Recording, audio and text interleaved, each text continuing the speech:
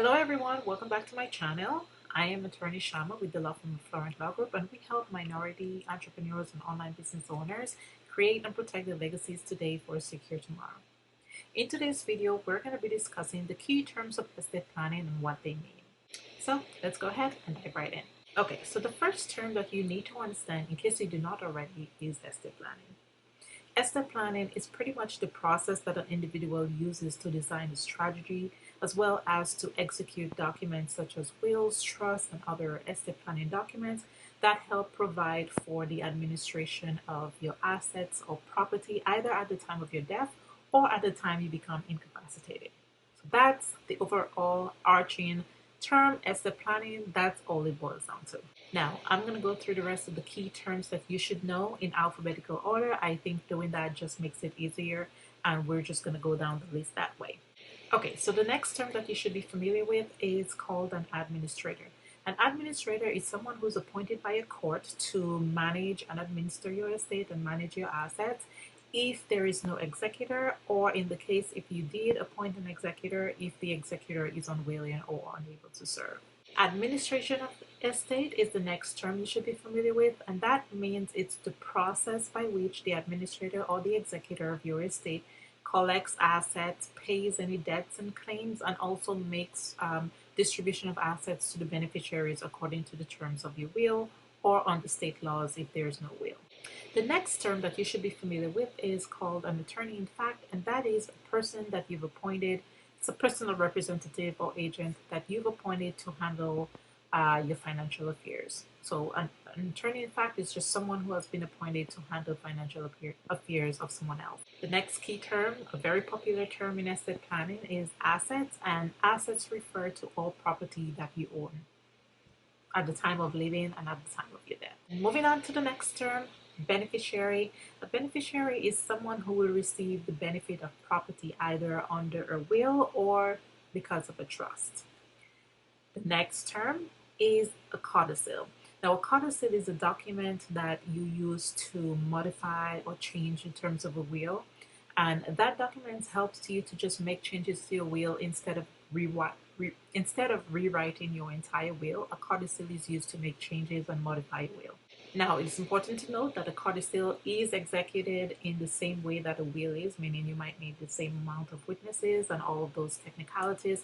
But the codicil, the whole purpose of it is pretty much if you want to make changes to your will without having to redo the entire will, some attorneys will use a codicil to do that. The next term is community property, and community property is just a term that's used to refer to how property is owned.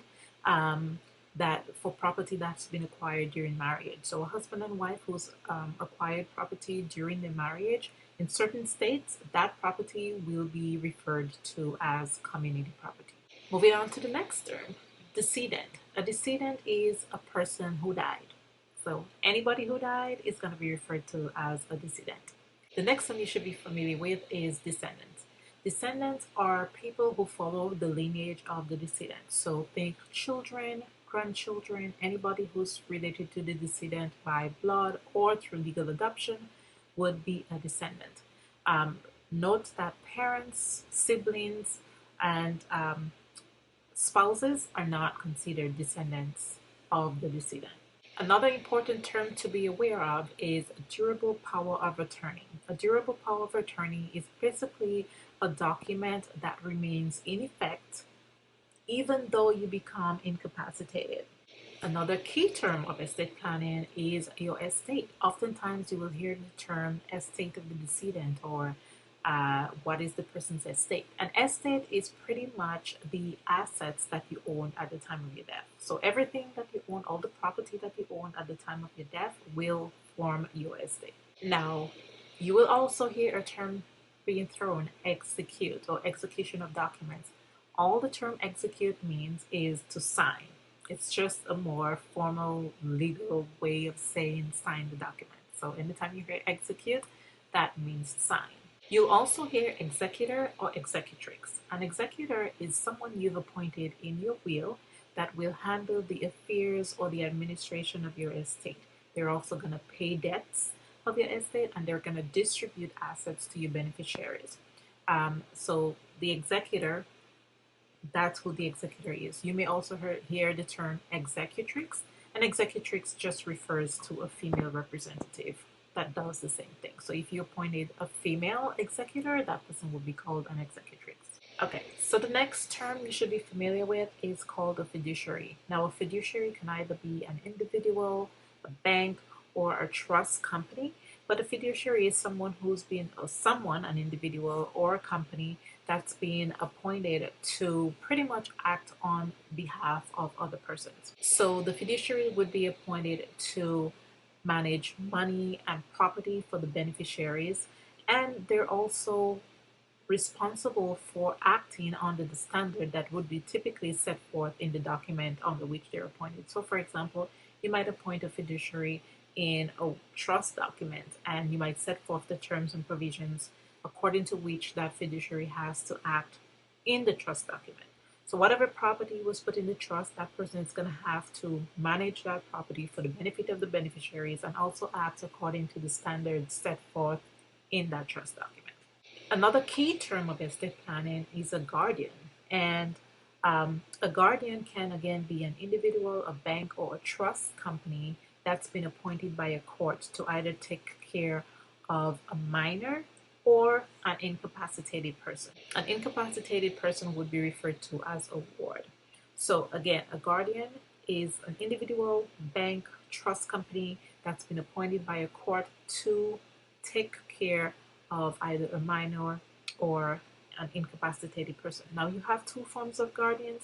You could have the guardian of the person, where that guardian typically just takes care of the affairs, the personal affairs of the minor or the incapacitated person. And then you also have guardian of property, which that person will manage the property of the minor or the incapacitated person. The next key term that you should be familiar with in estate planning is a grantor. A grantor is a person who creates and contributes property to a trust. So if you were to create a trust and you contributed property to that trust, you would be called a grantor. Other similar terms for a grantor is called the settlor or the trustor. It means the same thing, someone who's creating and contributing property to a trust. All right, so the next key term is a gross estate. And the gross estate refers to all property that you own at the time of your death, as well as property that you might have transferred before you died that would have been subject to federal taxes. Another key term, and you may have heard that one a lot, is a healthcare power of attorney.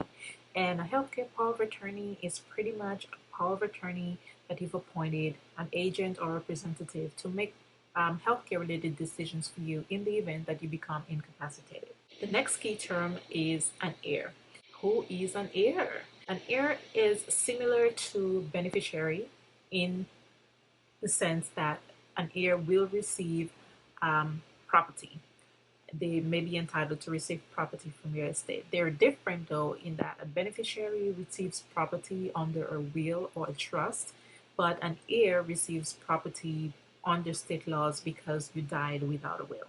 The next term that you should be familiar with is incapacitation. And what incapacitation means, it just refers to someone who has lost the ability to make decisions for themselves. So if you were deemed to not be able to be in the right mind to be able to make decisions for yourself, you would have been deemed incapacitated. So that's what incapacitation means. It's the inability to make decisions on your own.